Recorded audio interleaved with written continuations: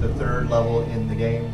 To give it a little bit more context, the Assyrians, which are your side, have figured out where the enemy, the Mokai, have been, the passage that they've been using to actually attack their city. It's through this passage here where there's a big lighthouse, which is this big ocean head fortress. The lighthouse was guiding their ships through these sort of rocky crags here.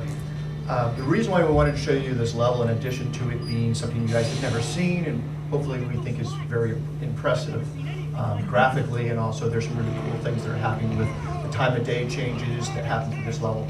The other reason why we wanted to show you this level is I wanted to give you a little bit of depth of some of the gameplay mechanics. With this level, you start off by shooting out these eyes here, which Brian is doing now. Once he does that, he'll be able to go inside the ocean fortress head there. Got one there. And once he goes inside there, he'll fly in and he's able to then lock on and latch onto a big counterweight inside there, which if you just wait for about, I don't know, 30 seconds, Brian will do.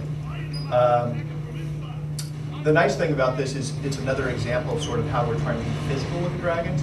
So what he's going to do is lock on, latch onto this counterweight, and then use the gesture controls to sort of rip and tear this counterweight off, and then it drops and it blows over. The reason why we really wanted to introduce the physicality of the dragons is because yes, you can shoot it with fireballs, and that's fun, and that's a projectile type of game.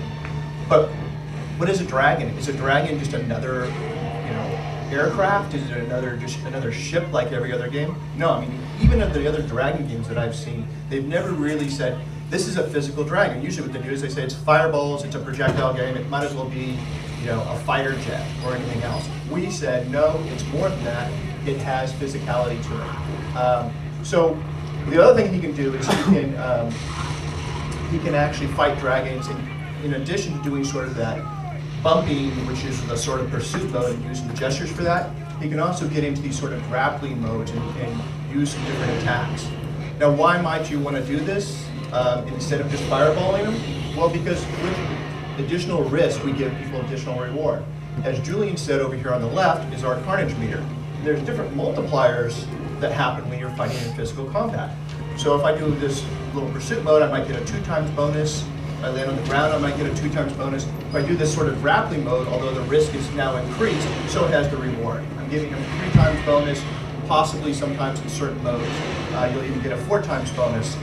Why is the carnage important? Well, carnage is kind of like actually a 6x bonus there. Carnage is important because it's a scorekeeper in a way. It's showing you sort of how many tons of carnage you've killed.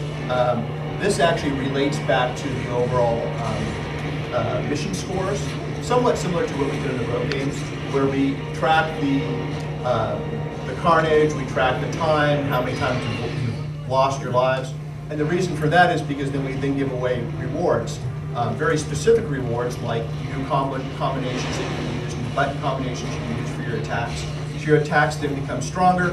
Why is that good? Because then you can start fighting stronger and stronger dragons in these modes, and then get more carnage, which then leads to more medals, which then leads to more combos, and it's a self-perpetuating system. The other nice thing about just getting different medals and everything, it ties back into all the leaderboards, which is great because you have bragging rights.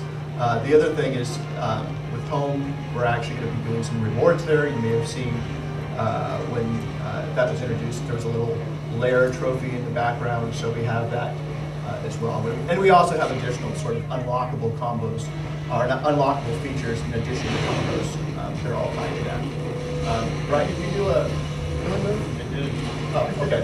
Sorry. The killing move is also a special thing. If you went into actual rage, you filled that up, you filled the carnage up all the way, you could go into a rage mode, which slowed down time for everybody except for you. Allows you, one, strategically to go after really, really lethal foes and with a minimal amount of aggression toward you. Also allows you to get into that killing move that you did, which you're using the gestures, again, and getting more carnage. So there's lots of reasons to get physical in our game.